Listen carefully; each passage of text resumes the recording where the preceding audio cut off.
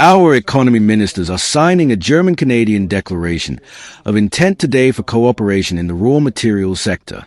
I also welcome this cooperation, and we support it. This is a good step to strengthen our economies and also to make them secure. Yes, and inevitably, the issue of Ukraine also concerns us. Dear Mark, you visited Ukraine before your trip to Berlin. You are thus building a bridge at a very important historical moment. We have stood together since the first day of the Russian invasion of Ukraine. It is important to us that we, in light of this attack, also strengthen the Euro-Atlantic security order. Today, we coordinated on diplomatic efforts to finally silence the weapons in Ukraine. We support the diplomatic efforts of President Trump to end Russia's war of aggression. The result must be a just and lasting peace that serves the protection of Ukrainian and Euro-Atlantic security interests. We have finally discussed two questions intensively. First, what could the path to a summit involving President Zelensky look like? We know that this is a difficult path.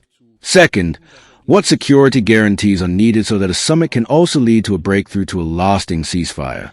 President Zelensky made it clear in Washington last week that he is ready to meet and sit at the table with Putin in the coming days. It is now Moscow's turn. If the Russian president is more serious about ending the killing, then he will accept the offer. If this step is not taken by the Russian side, then even more pressure is needed. In this case, we in the European Union are working on further sanctions.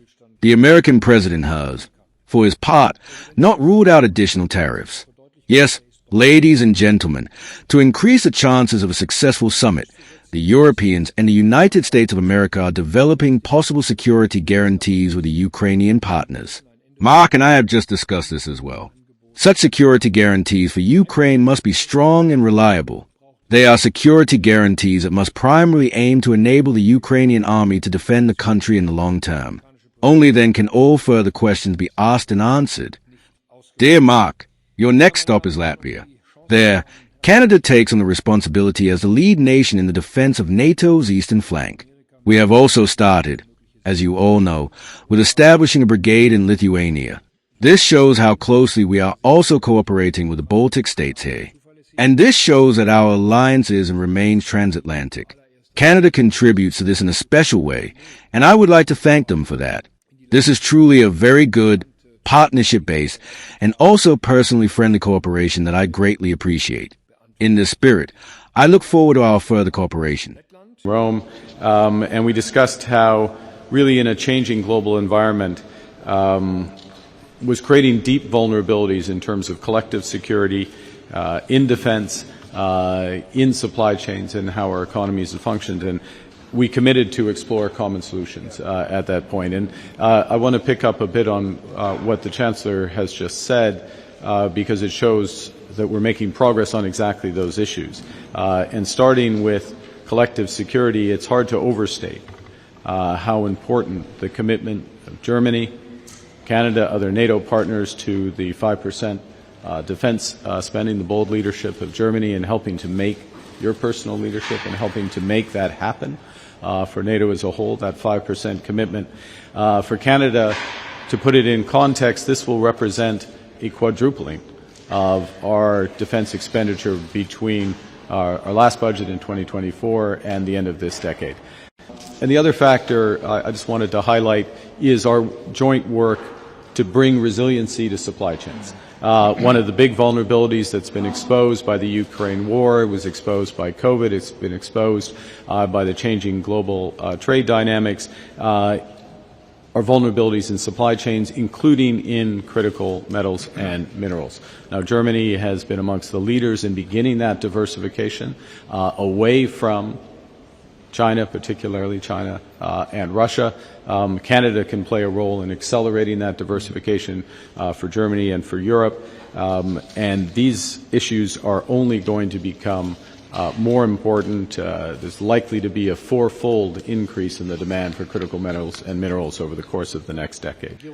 The Canadian government and the Canadian Prime Minister are aware of the federal government's position regarding a possible recognition of Palestine as a state. We will not support this initiative. We currently do not see the conditions for state recognition as being met in any way, and in that regard, there remain differing opinions on this matter. The events of the last days and hours have not changed our stance on this issue. We will not follow this step if it is on the agenda at the United Nations General Assembly in early winter, late autumn. But once again, the differing opinions on this matter are known to both sides. With respect to the potential bilateral meeting, I was in Kyiv 2 days ago, met with President Zelensky, and he reiterated that he's willing to meet President Putin anywhere neutral. In other words, he doesn't expect President Putin to come to Kyiv, and he doesn't plan to go to Moscow for that meeting. But anywhere else is fair game. And as the Chancellor just said, we see President Putin putting conditions and stalling and being afraid of having this meeting. So what does it mean? Well, to be honest, I think from whether the meeting is immediately happening or before the trilateral, as the Chancellor rightly says, which is the key meeting chaired by President Trump, it's important to stand by Ukraine. And so that's the 19th sanction package of the European Union. It's the latest sanctions Canada's put in place. We've now sanctioned over 3,000 Russian entities and their enablers. It's providing military capacity, and we announced the delivery next month of the NATO package, the so-called Pearl package, to Ukraine, an additional $2 billion in total investments, including in Ukrainian drone production capacity. This is what they need, and then Canadian assistance and development of those drones and supply to Ukraine. So standing by, and final point, again, this is where the cooperation is important, is we did discuss beyond the 19 sanction package what other forms of financial sanctions could be possible if necessary. If necessary, obviously, the right path here is for President Putin to sit down and end this senseless killing for which he is responsible.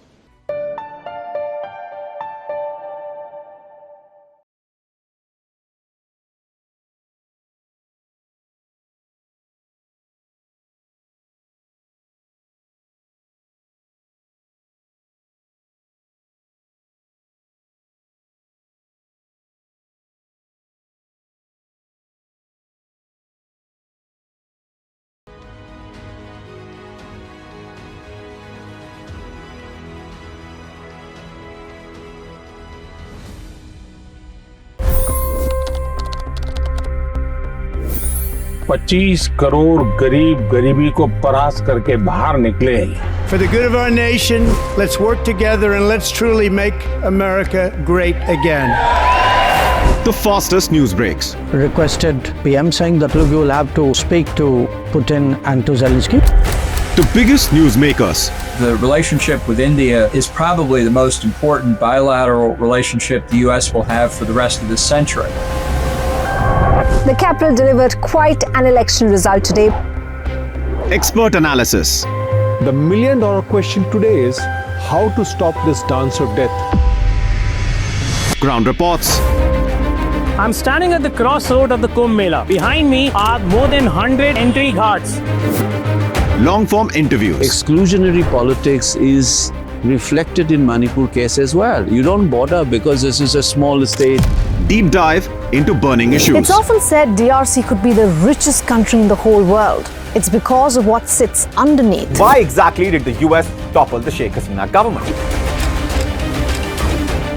HT videos. We don't just break news, we break it down.